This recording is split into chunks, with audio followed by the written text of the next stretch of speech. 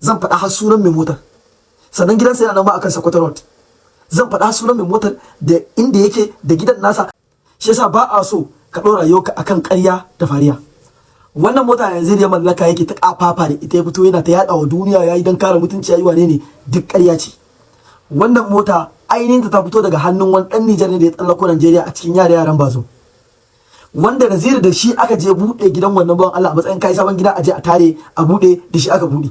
Sai ya hango wannan motar, sai ya ce yana santa. Mutumin ya mai kwashe-kwashe wanda idan aka tsiye ni zan fito in faɗi nawa aka karɓe ta.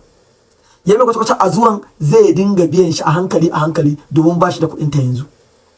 Wannan labarin Janu, ina zaune ina kwance ina hutawa kawai sai gashi an kira ni a waya, hello Ahmad, kaji kaza a cikin yaran mutumin ne ya kira yake bada labarin da abin da ya faru.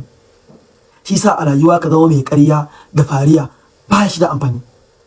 Su kuma 'yan Nijar idan suna son mutum to a banza ma sai masu wayo.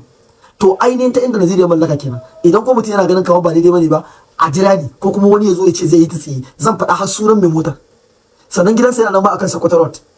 Zan faɗa sunan mai motar da inda yake da gidan nasa da kuma ainihin yadda abu ya kai har sunan wanda ya shiga aka yi wa Naziru garantan sai na faɗa. Allah ya shi Allah Naziru da Allah dai na fariya da ƙarya.